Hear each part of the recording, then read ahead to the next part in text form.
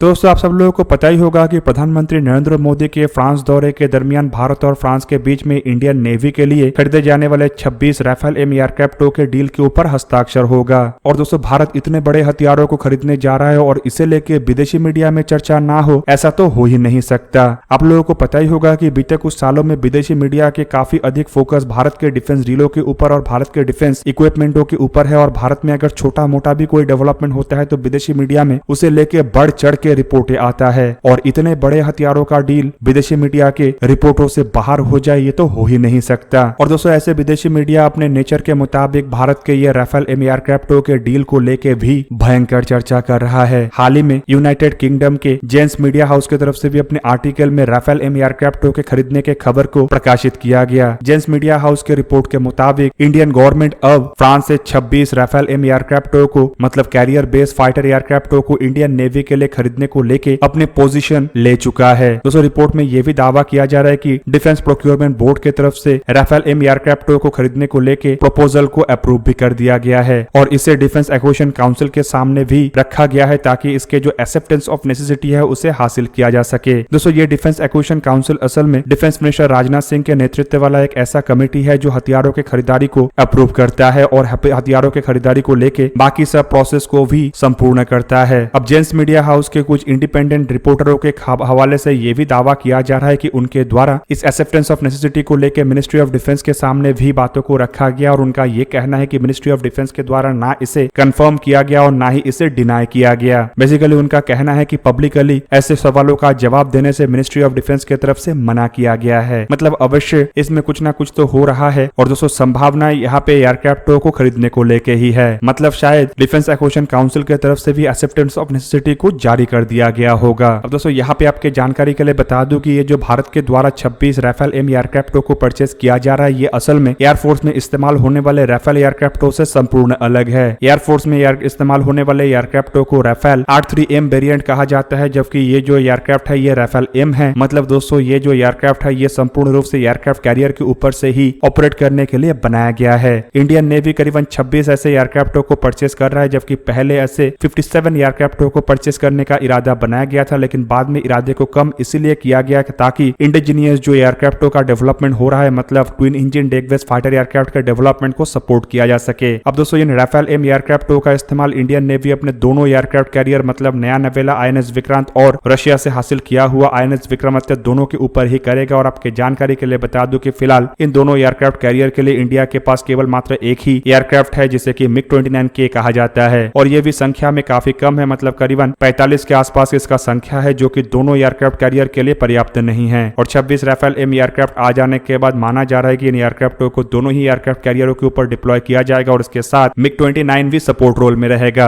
अब दोस्तों ये जो MiG-29 एयरक्राफ्ट है इसे भी भारत अपने बेड़े से रिप्लेस करना चाहता है और इसके लिए ही twin engine deck based fighter एयरक्राफ्टों का निर्माण हो रहा है। यहाँ पे आप लोगों के जानकारी के लिए बता दूं कि राफेल एम एयरक्राफ्टों को खरीदने के दरमियान भारत के सामने और एक ऑप्शन के रूप में FA-18 सुपर हॉर्नेट एयरक्राफ्ट था और दोनों एयरक्राफ्टों को लगभग एक ही समय में इंडिया में जो शोर बेस फैसिलिटी है वहां से टेस्ट किया गया था और एयरक्राफ्ट के टेस्ट समाप्त होने के बाद बोइंग कंपनी की तरफ से इसे लेकर बढ़ चढ़ के बयान दिया गया था और कहा गया था कि टेस्ट में बोइंग कंपनी के एयरक्राफ्ट का परफॉर्मेंस राफेल से बेहतर था और भारत के लिए बोइंग कंपनी के एयरक्राफ्ट ही मतलब FA-18 सुपर हॉर्नेट ही सबसे बेहतर ऑप्शन होगा। इवन दोस्तों कई सारे मीडिया हाउसेस की तरफ से बोइंग कंपनी के पक्ष में खबरों को रखते हुए यह भी दावा किया गया था कि भारत और अमेरिका के बीच में बोइंग के FA-18 सुपर हॉर्नेट एयरक्राफ्टों को लेकर ही डील होगा। पर दोस्तों आखिरकार भारत के द्वारा राफेल एम एयरक्राफ्टों को ही परचेस किया जा रहा है, जो कि दर्शाता है कि भारत किसी भी तरीके से किसी भी देश के दबाव या किसी भी देश के लॉबिंग के तहत अपने डिसीजन नहीं लेता है, बल्कि भारत के लिए जो सबसे सुइटेबल डिसीजन होता है वही भारत के द्वारा अपनाया जाता है। हालांकि दोस्तों राफेल एम एयरक्राफ्टों के चुनने के पीछे एक बहुत बड़ा कारण इंडियन एयरफोर्स में ये एयरक्राफ्ट होना भी है और दूसरी तरफ दोस्तों ये भी बताया जा रहा है कि इससे लॉजिस्टिक को लेकर भी भारत को काफी आसानी होगा और इंडियन एयरफोर्स में जो राफेल एयरक्राफ्ट है उसके काफी हद तक हथियारों को इन एयरक्राफ्टों में भी इस्तेमाल किया जा सकता है। और दोस्तों दोनों एयरक्राफ्टों में बताया जाता है करीबन 80 से 90% तक कॉमनलिटी है, जिससे कि स्पेयर पार्ट्स को लेकर भी भारत को ज्यादा मुशक्कत करना नहीं पड़ेगा और ट्रेनिंग का भी बंदोबस्त आसानी से हो सकेगा। दोस्तों आप लोगों को क्या लगता है कि भारत के राफेल एम एयरक्राफ्टों के डील से फॉरेन मीडिया में क्यों आग लगा है? कमेंट करके अवश्य बताइए। दोस्तों आज के वीडियो को यही पे ही करते हैं समाप्त। किसी और एक दिन किसी और एक वीडियो में मिलेंगे, तब तक के लिए जय हिंद, वंदे मातरम।